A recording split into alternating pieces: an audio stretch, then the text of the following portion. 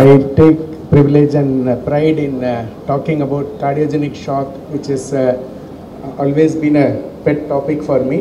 The reason I am here today is because of our co-founder, Dr. Arvind Selvaraj, initiative to develop the shock program in our institute. The reason that we have embarked upon this initiative is we are probably the only quaternary care center offering cardiac facilities in the city and probably in the state and also probably in the country. So we are very proud that we have our quaternary care facility in this facility. The reason why it is so important is cardiogenic shock in general is a dreaded condition.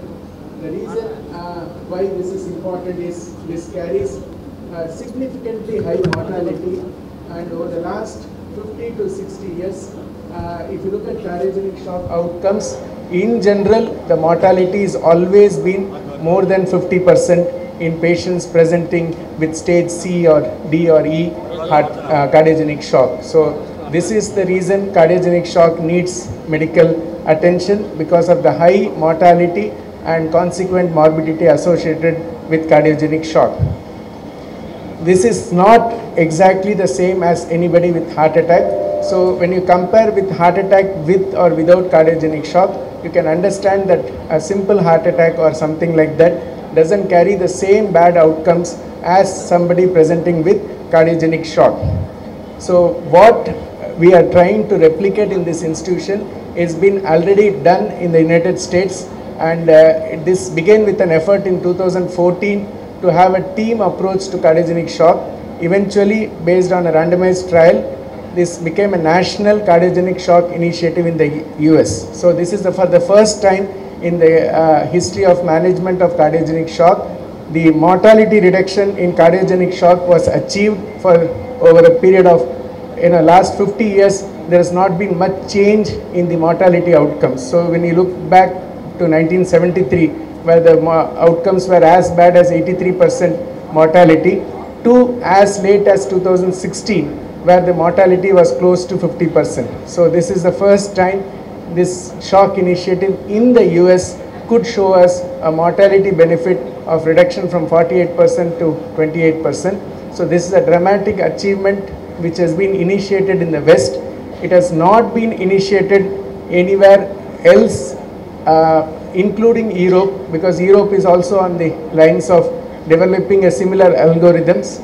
The concept is we develop shock centers which have level 1, level 2 or level 3 of shock services, and like we had our PAMI alerts in the past, we will have a shock alert, and patients will be shifted from a level 1 center to a level 3 center to a level 1 center, depending on the coordination within the shock team. So this is based on the how the NSCI model was proposed, which is a shock care algorithm.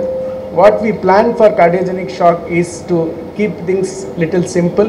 We want to have a cardiogenic shock either of originating from MI as the primary pathology or a non-MI cardiogenic shock. And whenever we have an alert, we will have a common contact number for physicians and cardiologists to approach. So once the shock alert is created, the shock team gets activated, and depending on the clinical scenario, the shock team may entertain patients from in-house, outside hospitals, and from all other sources. Eventually, depending on whether the patient needs an intervention, the cath lab may be activated. If not, the patients will be managed by the shock team. So the patients can come from our in-house patients, from our sister hospitals, from outside hospital transfers, or what we call as the hub and spoke model, where the spoke hospitals can transfer patients to our setup, and we eventually will manage these shock patients as a team. Our team would consist of obviously a cardiologist and an interventional cardiologist, along with cardiac surgical team, vascular surgeons, cardiac intensivist, cardiac anesthetist, and a big group of physician assistants and support staff to run the program in our place. Basically, this would be the roadmap for patients presenting in the ER with a cardiogenic shock. The idea is within 30 minutes of presentation, the patient should be risk stratified and patient should be, the shock team should be initiated, and eventually the shock team alert has to come through, because in a cardiogenic shock, the most important message is time is muscle and muscle is life. So in cardiac conditions, we all know the golden hour is very important. Similarly, in cardiogenic shock, it is very important that time matters, and we kind of save people in the right time, because at the end of the day, saving lives matters, and timely intervention matters most. Before I conclude, I also want to share something which is a very moment of pride for me. Just like my colleague Dr. Sundar told, we are the leaders in the country in heart transplant.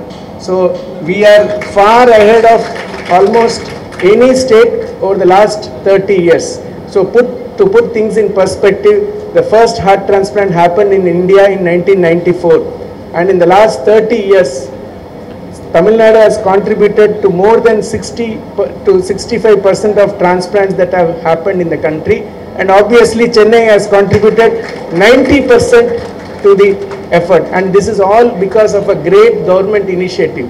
No government in the world supports transplant in as vociferously as the Tamil Nadu state government. We are the only government offering transplant in CM scheme. So that is probably the biggest achievement of the Tamil Nadu state government, and we wish that what we wish in the cardiogenic shock is, it is actually a consequence to what achievements we have done in the field of transplant. So it is something like a natural corollary to what is happened in the field of transplant. So we have been number one. In fact, I would consider Tamil Nadu as a developed state in terms of medical facilities, especially in the field of heart. So for a developed state like Tamil Nadu, a cardiogenic shock team is something which is the need of the hour. Thank you. When this government took over, in the medical field, there was a big expectation. Who is going to be a health minister? And who is going to be a finance minister?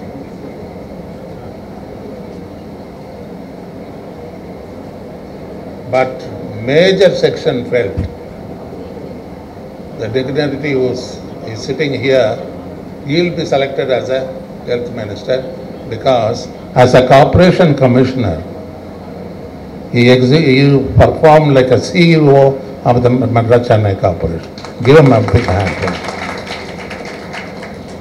The entire outlets of the corporation related healthcare centers were graciously improved, functioning well tomorrow because of his tenure as a mayor of the corporation of Chennai. The other important aspect, before he could enjoy the position as a health minister for this wonderful state, Tamil Nadu, he could never rest. The same second, he and Chief Minister started the work for COVID-19 epidemic. It is really surprising. Kerala and Tamil Nadu across the country are the two states did that such wonderful work, including the facility for admission, including getting an oxygen from all over the country, from abroad. Give a big hand for him for that initiative. Nobody went to shock, and the death rate is considerably reduced in that location. But I always wonder, he set an example as a health minister because he's Guinness holder for his marathon running. Give him a big hand.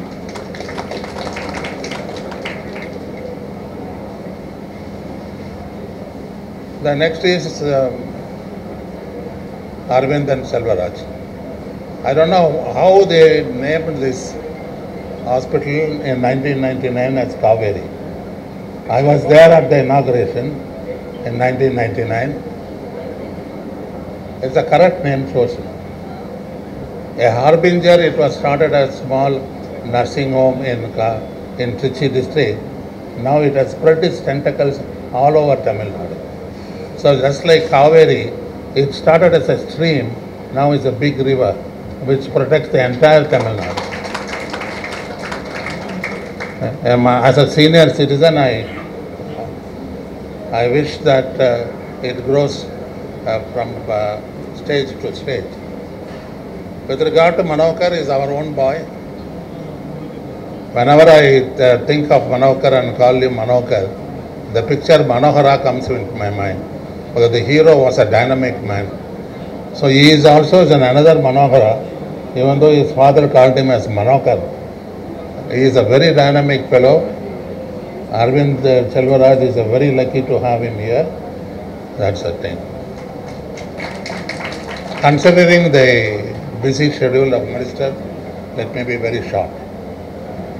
I started this profession as a medical man, especially cardiac, in 1967. There was nothing. Masterly inactivity. Only heparin is available for heart attack patients. Now we see the plethora of facilities. அந்த காலத்தில் சொல்லுவாங்க கோயில் இல்லாத வீட்டில் கோயில் இல்லாத ஊரில் குடியிருக்க வேண்டான்னு. இப்போ ஹாஸ்பிட்டல் இல்லாத ஊரில் குடியிருக்கக்கூடாதுன்ற ஸ்டேஜுக்கு வந்துடுது. அதுக்கு மெயின் காரணமே ஜனங்க ப்ரிவென்ஷன் லெவலில் ஒன்று concentrate பண்ணுறதில்லை. Manohar said it's a cardiogenic shock team. But I'll deviate slightly and say the management of shock is a multi-pronged. Number of people are required, is cost intensive and team intensive. The commonest shock that we come across is the sepsis, but it is amenable to the enormous effort of resuscitation method. The same treatment of cardiogenic shock is going on in the whole of Tamil Nadu, in all tertiary care centers. In all tertiary care centers, they have the impeller, they have the ECMO facility, they have the trained nursing staff, and they have an expertise medical personnel who devoted very sincerely with sympathy and empathy to pull out them. So I would say that the treatment of shock is going on all over Tamil Nadu, where the tertiary care centers are there. The only added quaternary, what they used a quaternary, is a mechanical device. This is nothing but when you have an heart attack, it is not able to pump out blood.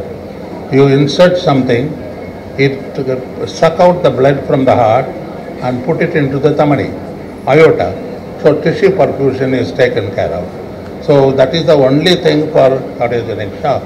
But all over the world still, I will say there is not a substantial reduction of the cardiogenic shock thing.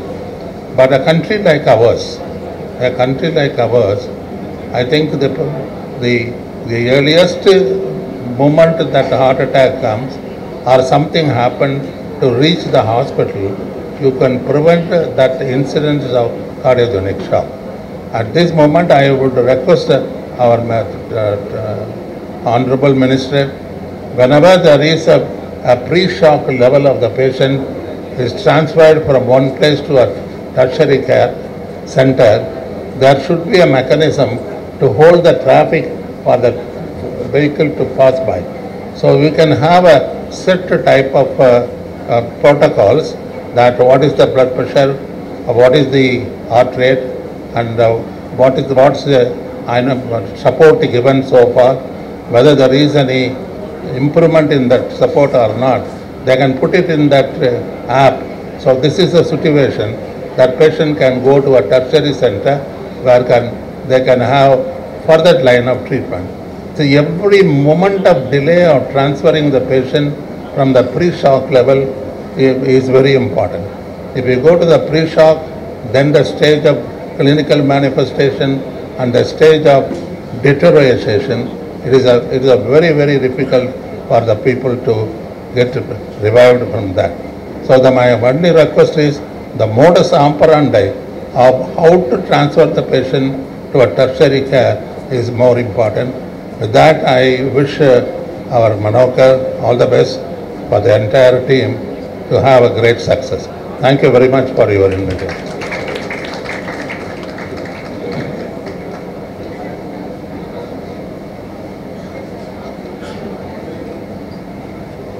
Kaveri மருத்துவ குழுமத்தின் சார்பில் நடைபெற்றுக் கொண்டிருக்கிற cardiac shock team என்கின்ற இந்த புதிய குழுவை இந்தியாவிலேயே முதலில் அறிமுகப்படுத்தி வைக்கிற இந்த அற்புதமான வாய்ப்பு எனக்கு கிடைத்திருப்பதற்கு உண்மையிலேயே நான் மகிழ்ச்சி அடைகிறேன். இந்த துறையில் தினந்தோறும் பல்வேறு வகைகளிலான புதிய கட்டமைப்புகளையும் புதிய முயற்சிகளையும் மாண்புமிகு தமிழ்நாட்டின் முதலமைச்சருடைய வழிகாட்டுதலோடு தொடர்ந்து தொடங்கி வைத்துக் கொண்டும் செயல்படுத்தி கொண்டும் வருகிற இந்த துறை சார்பில் ஒரு புதிய முயற்சியாக இன்றைக்கு கார்டியாக் ஷாக் டீம் என்கின்ற இந்த அதிநவீன தொழில்நுட்பத்துடன் கூடிய இந்த குழுவை இங்கே அறிமுகம் செய்வதில் நான் உண்மையிலேயே பெருமகிழ்வு அடைகிறேன். இது எனக்கு கிடைத்திருக்கிற என் வாழ்நாளில் எனக்கு கிடைத்திருக்கிற நல்ல வாய்ப்புகளில் ஒன்றாகவும் கருதுகிறேன். காவேரி மருத்துவமனையை பொறுத்தவரை ஒரு 20 ஆண்டுகளுக்கு முன்னால் நான் அந்த மருத்துவமனையில் முதல் மருத்துவமனையில் சிகிச்சை பெற்றவன். 99ஆம் ஆண்டு இது தொடங்கப்பட்டது திருச்சியில் என்றாலும் 2004ஆம் ஆண்டு எனக்கு ஏற்பட்ட விபத்தில் நான் அந்த மருத்துவமனையில் தான் சிகிச்சைக்காக சேர்க்கப்பட்டேன். பெரம்பலூர் அருகே நாரணமங்கலம் என்கின்ற ஒரு பகுதியில் ஏற்பட்ட பெரிய விபத்தில் நான் பயணித்த காரும் எதிரில் வந்த கண்டெய்னர் லாரியும் ஒன்றுக்கொண்டு நேருக்கு நேராக மோதி என்னுடைய தலை பலத்த காயமடைந்து வலது கால் 5-6 துண்டுகளாக சிதறுண்டு மிக மோசமான நிலையில் அன்றைய மாலை பத்திரிகைகளெல்லாம் மா சுப்பிரமணியன் கவலைக்கிடம் என்கின்ற செய்தியை தலைப்புச் செய்திகளாக தாங்கி வந்த சூழலில் இந்த மருத்துவமனையில்தான் நான் பொட்டலம் கட்டியதை போல் அங்கே அனுமதிக்கப்பட்டேன். 2004 அக்டோபர் 17 ஒரு 10-15 நாட்கள் அந்த மருத்துவமனையிலேயே சிகிச்சை பெற்று பிறகு அங்கிருந்து ஸ்ட்ரக்சரிலேயே ராக்போர்ட் ட்ரெயின் மூலம் சென்னைக்கு அனுப்பி வைக்கப்பட்டேன். அதுக்கப்புறம் இங்கே வந்து மியாட் மருத்துவமனையில் தொடர் சிகிச்சைகள் பெற்று ஒரு 6 மாத காலம் பல்வேறு மருத்துவ உபகரணங்களின் உதவியோடு நடந்து இன்றைக்கு உலகம் முழுவதும் 50 வயதை கடந்த ஒரு மாரத்தான் போட்டியில் உலக சாதனை படைத்திருக்கிறேன். அந்த சாதனைக்கு ஒரு மிக முக்கிய காரணம் காவேரி மருத்துவமனை. அங்கே அவர்கள் என்னுடைய இந்த வலதுகால் மூட்டு பெரிய அளவில் நொறுங்கிய நிலையில் அப்போது அவர்கள் அளித்த ஊக்கமும் உற்சாகமும் நிச்சயம் உன்னால் முடியும் என்கின்ற அந்த உத்தரவாதமும் இப்பொழுது நான் தொடர்ந்து ஓடிக்கொண்டிருக்கிறேன். இந்த காவேரி நிர்வாகம் கடந்த வாரம் கூட திருச்சியில் ஒரு மாரத்தான் போட்டியை நடத்தினார்கள். மா காவேரி மாரத்தான் என்கின்ற வகையில் ஒரு மாரத்தான் போட்டியை நடத்தினார்கள். இந்த மருத்துவமனை நடத்துகிற மாரத்தான் போட்டிகளில் நான் ஏற்கனவே இது 7வது ஆண்டு என்று நினைக்கிறேன். ஏற்கனவே 2 ஆண்டுகள் நான் ஓடி இருக்கிறேன். இந்த ஆண்டும் கூட புதுக்கோட்டை திருச்சியில் பல்வேறு மருத்துவ கட்டமைப்புகளை தொடங்கி வைத்துவிட்டு அதிகாலை 4 மணிக்கு சென்று 4:15 மணிக்கு 21 கிலோமீட்டர் தூரத்தை தொடங்கி வைத்துவிட்டு 4:30 மணிக்கு நானும் ஓட தொடங்கி அந்த 21 கிலோமீட்டர் தூரத்தை ஓடி முடித்து விட்டு வந்தேன். ஆக காவேரி நடத்திய அந்த மாரத்தானில் நான் என்னுடைய 158வது மாரத்தானை நிறைவு செய்தேன். இது எல்லாமே காவேரி மருத்துவமனையின் சிகிச்சைக்கு பிறகுதான். 2004க்கு முன்னால் நான் ஓடியது கிடையாது. 2004 ஓடி முடித்தவுடன் அன்றைக்கு மருத்துவர்கள் சொன்னது, நீ இனிமேல் வாழ்நாள் முழுவதும் தரையில் சம்மணமிட்டு உட்கார முடியாது, வேகமாக நடக்க முடியாது என்றார்கள். அதையே ஒரு சவாலாக ஏற்று தொடர்ந்து அதற்கான முயற்சிகளை மேற்கொண்டு இன்றைக்கு தரையில் உட்காருவதை என்பதையும் காட்டிலும் பத்மாசனமே போட்டு தினந்தோறும் பத்மாசனமே போட்டு கொண்டிருக்கிறேன். அதேபோல் ஓடுவது என்பது ஒரு 28, 29 ஆண்டுகளாக நீரிழிவு நோய் தாக்கத்தால் பாதிக்கப்பட்டவனும் கூட. ஒரு சர்க்கரை நோயாளி, ஒரு 30 ஆண்டு கால சர்க்கரை நோயாளி தொடர்ந்து 21 கிலோமீட்டர் ஓடுவது என்பது மருத்துவர்களால் அங்கீகரிக்கப்படுகிற ஒன்று அல்ல, வேண்டாம் என்று தான் சொல்வார்கள். ஆனால் அதையும் மீறி எனக்கு இருக்கிற தன்னம்பிக்கையின் காரணமாக என்னால் முடியும் என்கின்ற அந்த ஒரு விஷயத்தை மனதில் வைத்து தொடர்ந்து ஓடிக்கொண்டிருக்கிறேன். இப்போது 158 வரை ஓடி இருக்கிறேன். எனக்கு வயது 66. எல்லா நண்பர்களும் கூட போதுமே இன்னமும் பண்ணணுமா அப்படின்னு கேட்பாங்க. இப்போ நான் சொல்கிறது இல்லை, என் காலில் இரத்த ஓட்டம் இருக்கும் வரை ஓடிக்கொண்டே இருப்பேன் என்று சொல்லியிருக்கிறேன். இன்று காலை கூட 12.5 கிலோமீட்டர் ஓடினேன். காலையில் 4:50க்கு ஆரம்பித்து வீட்டில் தொடங்கி நம்ம போட் கிளப்பில் ஒரு ரவுண்டு வந்துட்டு அங்கேருந்து நேராக போய் அண்ணா யூனிவர்சிட்டியில் ஒரு 4 ரவுண்டு ஓடி மொத்தம் 12.5 கிலோமீட்டர் நீ காலையில் ஓடி முடிச்சுட்டு வந்தேன். தினந்தோறும் ஒரு 10லேருந்து ஒரு 15 கிலோமீட்டர் ஓடினா மட்டும்தான் 4:30 மணிக்கு மேலே 7 மணிக்குள்ளே அந்த வேலையை முடித்தா மட்டும்தான் அன்றைக்கி ஒரு நாள் முழுக்க வேலை செய்கிறதுக்கு எனக்கு பேட்டரி சார்ஜ் பண்ண மாதிரி இருக்கும். அந்த வகையில் தினந்தோறும் அதை செய்து கொண்டிருக்கிறேன். அதற்கு மிக முக்கிய காரணம் காவேரி மருத்துவமனை அன்றைக்கு என்னை உயிர்ப்பித்தது, என்னுடைய காலுக்கு வலு தந்தது. இந்த 2 விஷயமும் அன்றைக்கி ஒரு சேர நன்றாக நடந்த காரணத்தினால்தான் நான் இன்றைக்கு இது சாதனை இல்லை, மற்றவர்களும் நடக்க வேண்டும், ஓட வேண்டும் என்பதற்காகத்தான் இதை எல்லா இடங்களிலும் சொல்லி வருகிறேன். ஓடி முடித்தவுடன் நானும் என்னுடைய சமூக வலைதள பதிவுகளில் அதை பதிவிட்டு ஓடிக்கொண்டிருக்கிற காரணத்தினால் போகிற இடங்களில் எல்லாம் என்னை அமைச்சர் என்று சொல்வதை காட்டிலும், முன்னாள் மேயர் என்று சொல்வதை காட்டிலும், இதோ பார் எங்கே போகிறானோ ஓடுறாரு, அவர் போகிறாரு அப்படின்ற மாதிரி சொல்கிறத இன்றைக்கி நிறைய இடங்களில் பார்க்க முடியுது. அந்த வகையில் அவர்களும் நடப்பதற்கு ஒரு ஊக்கத்தையும் விழிப்புணர்வையும் ஏற்படுத்துகிற முயற்சியாகவும் அது இருந்து கொண்டிருக்கிறது. எனவே அந்த வகையில் நம்முடைய காவேரி மருத்துவமனை நான் தொடங்கி வைத்துவிட்டு போன வாரம் பேசும்போது கூட சொன்னேன், மருத்துவமனை என்றால் இந்த மருத்துவமனைக்கு அதிகமான நோயாளிகள் வர வேண்டும், நோயாளிகள் அதிகம் பேர் வந்து குணமடைந்து இல்லம் திரும்ப வேண்டும் என்கின்ற மகிழ்ச்சியோடு தான் மருத்துவமனையை ஒரு சேவை நோக்கத்தோடு செய்வார்கள். ஆனால் காவேரி மருத்துவமனை இந்த நோயே வரக்கூடாது என்பதற்காக முன்னெச்சரிக்கை நடவடிக்கையாக தொடர்ந்து மாரத்தானையும் நடத்தி கொண்டிருக்கிறார். எப்படி இப்போது 12 இடங்களில் 2700 படுக்கைகள் கொண்ட ஒரு மருத்துவ கட்டமைப்பை தமிழ்நாட்டில் வைத்திருக்கிறார்களோ, அதுபோல் இப்போது அவர்கள் மருத்துவமனை எந்த மாவட்டத்திலெல்லாம் இருக்கிறதோ அங்கே எல்லாம் மாரத்தான் நடத்துவதையும் வாடிக்கையாக கொண்டிருக்கிறார்கள். அப்படியானால் இந்த நோய் எதிர்ப்பு சக்தியை அதிகரித்து நோய் பாதிப்பு இல்லாமல் மக்களை ஆக்குகிற முயற்சியில் இந்த மருத்துவமனை முதல் முறையாக முயற்சி செய்திருக்கிறது என்பது ஒரு மகிழ்ச்சிக்குரிய ஒன்று. இன்று காலை நான் டாக்டர் எம்ஜிஆர் மருத்துவ பல்கலைக்கழகத்தில் நடைபெற்ற ஒரு விழாவில் கலந்து கொண்டேன். ஒரு 1000க்கும் மேற்பட்ட மருத்துவக் கல்வி மாணவர்களுக்கும் மருத்துவர்களுக்கும் மருத்துவ கட்டமைப்புகளுக்கும் விருதுகளை தந்துவிட்டு இந்த நிகழ்ச்சிக்கு வந்தேன். அப்போது அங்கே பேசும்போது கூட சொன்னேன், தமிழ்நாட்டை பொறுத்தவரை இதற்கு முன்னால் எல்லாம் ஒரு 30-40 ஆண்டுகளுக்கு முன்னால் அல்லது ஒரு 10-15 ஆண்டுகளுக்கு முன்னால் கூட நாம் ஏதாவது ஒரு நோய் பாதிப்பு என்றால் அதிகபட்சமாக வெளிநாடுகளுக்கு செல்ல வேண்டும் என்கின்ற மக்களிடத்தே ஒரு எண்ணம் இருந்தது. ஆனால் இப்போது தமிழ்நாட்டை பொறுத்தவரை வளர்ந்திருக்கிற மருத்துவ கட்டமைப்புகளினால் வெளிநாடுகளில் சற்றேறக்குறைய ஒரு 30க்கும் மேற்பட்ட நாடுகள் தமிழ்நாட்டிற்கு வந்து சிகிச்சை பெறுகிறார்கள். குறிப்பாக இங்கே வந்து உட்கார்ந்து கொண்டிருக்கிற பெருமதிப்பிற்குரிய மருத்துவர் Thanikachalam, doctor Rangabhashyam, doctor Ramamurthy, doctor Thambiah, doctor Rela, இந்த மாதிரியான தமிழ்நாட்டில் ஒரு மிக சிறந்த மருத்துவ ஆளுமைகள். இது வந்து உலகத்துக்கே தமிழ்நாடு ஒரு மிகப்பெரிய அளவிலான பெருமை. இந்த மருத்துவர்களால் பெருமதிப்பிற்குரிய தணிகாச்சலம் போன்றவர்கள் ஒவ்வொருவர்கள் ஒரு துறையில், டாக்டர் ரங்கபாஷ்யம் இந்த வயிற்றில் ஆபரேஷன் செய்வதில் அவருக்கு நிகர் அவர்தான் டாக்டர் ரங்கபாஷ்யம், ராமமூர்த்தி நரம்பியல் நிபுணர், தம்பையா டாக்டர் தம்பையா, இவர்களை போன்றவர்கள் ஏராளமானவர்கள். இப்பொழுது புதிதாக மதிப்புக்குரிய சுந்தர் சி மனோகர் போன்ற வளர்ந்து வரும் மருத்துவர்கள் மிகப்பெரிய அளவிலான அட்வான்ஸ் ட்ரீட்மெண்ட் என்கின்ற வகையில் உலகில் அதிநவீன மருத்துவத்தை கையாள தொடங்கி தமிழகத்திற்கு பெருமை சேர்த்து கொண்டிருக்கிறார்கள்.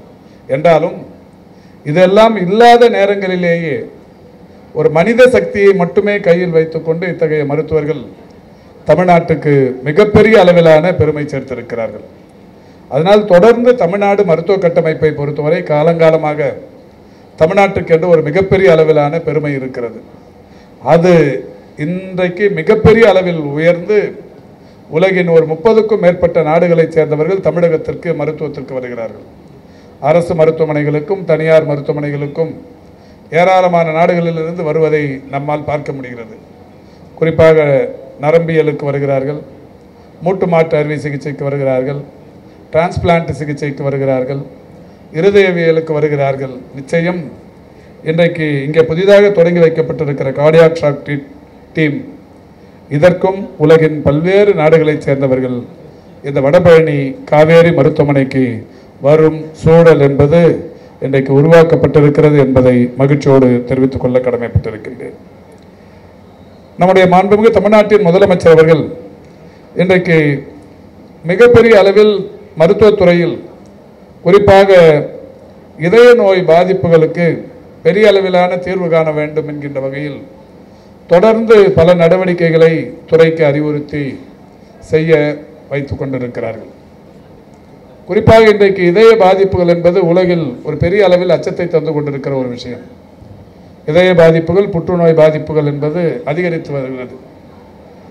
இதில் உண்மையிலேயே இந்த கொரோனா பேரிடருக்கு பிறகு இதய பாதிப்புகளினால் மரணம் அடைபவர்களுடைய எண்ணிக்கையும் அதிகரித்திருக்கிறது. வயதும் கூட, இள வயதினரும் இதய பாதிப்புகளினால் பாதிப்புக்குள்ளாவர்களுடைய எண்ணிக்கை கூடுதலாகி கொண்டிருக்கிறது.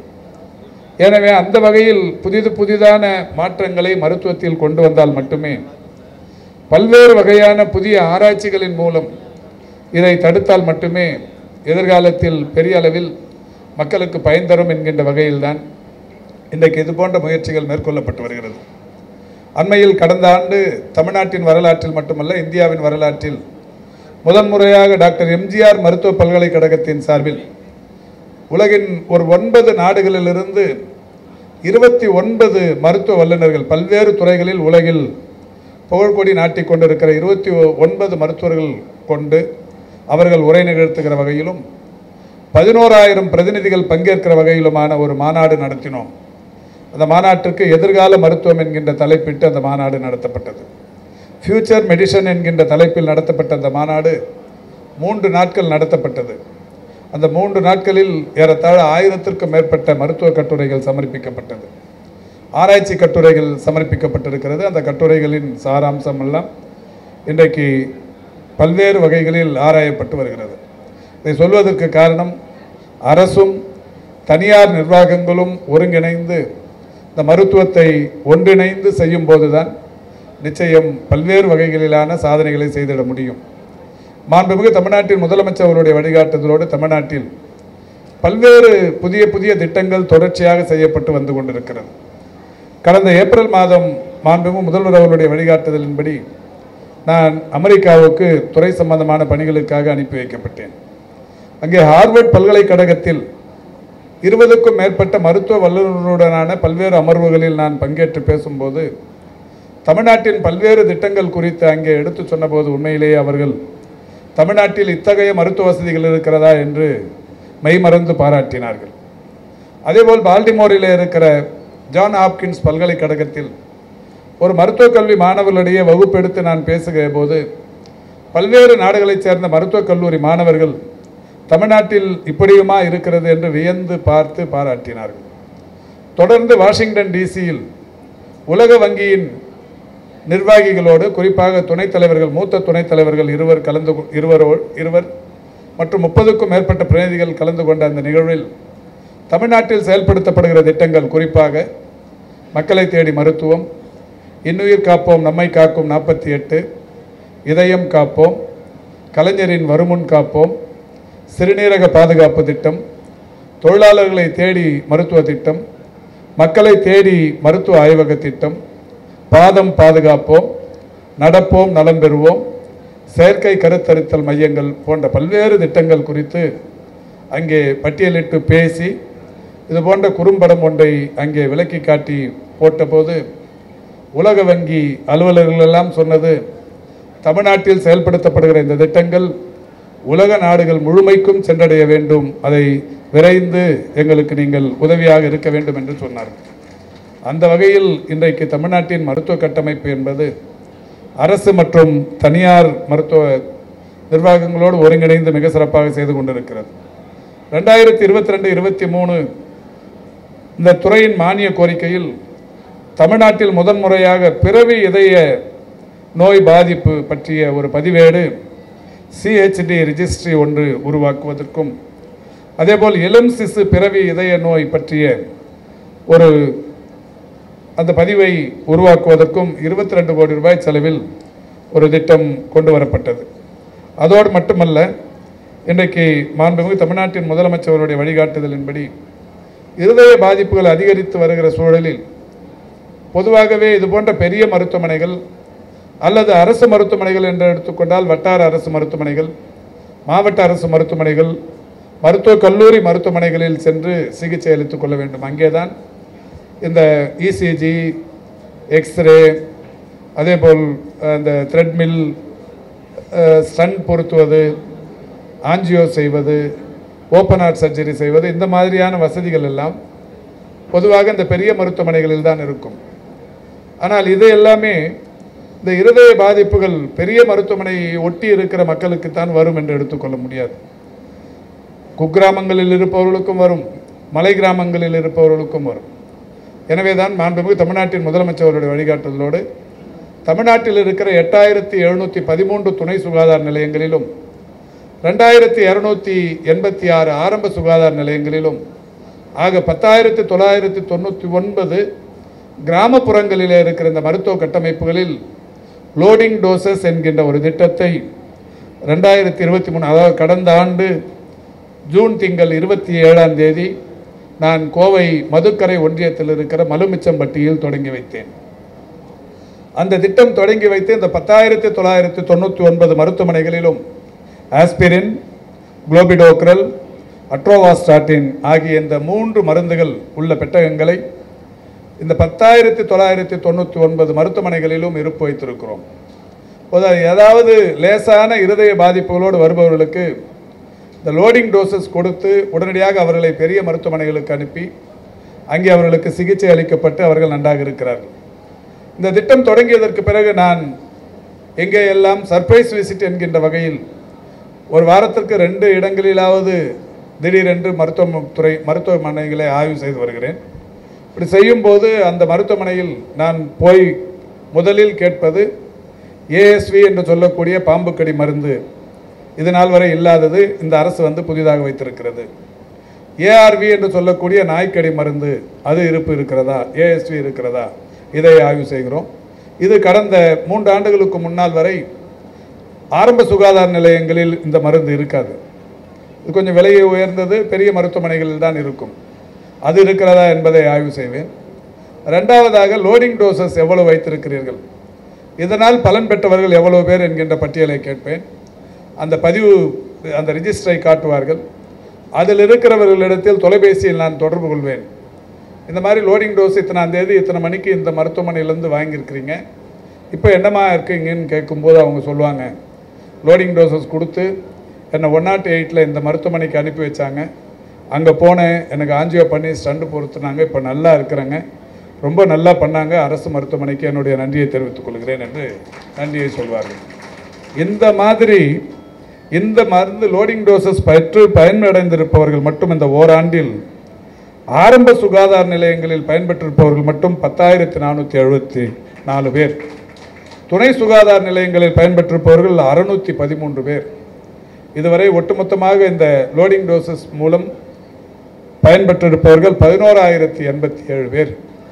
ஆக இந்த ஒரு 11,087 பேர் இருதய பாதிப்புக்குள்ளானவர்கள் உடனடியாக இந்த கோல்டன் ஹவர்ஸ் என்று சொல்வார்களே, அந்த காலகட்டத்திற்குள் இந்த லோடிங் டோசஸ் மூலம் பயன்பெற்றிருக்கிறார்கள் என்பதை மகிழ்ச்சியோடு இந்த நிகழ்ச்சியில் சொல்வதற்கு காரணம், இந்த மாதிரி ஒரு தொடக்கத்திலிருந்து அதிநவீனம் வரை தமிழ்நாடு இன்றைக்கு முன்னணியில் இருக்கிறது என்பதற்கு இந்த நிகழ்ச்சி ஒரு சான்று என்பதை மகிழ்வோடு எடுத்து கூறி, இந்த நிகழ்ச்சியில் பெருமதிப்புக்குரிய திரு தணிகாச்சலம் அவர்களோடு நானும் கலந்து கொள்வதற்கான இந்த நல்ல வாய்ப்பை அளித்த காவேரி குழுமத்திற்கு என்னுடைய நன்றியினை தெரிவித்து விடைபெறுகிறேன். நன்றி, வணக்கம்.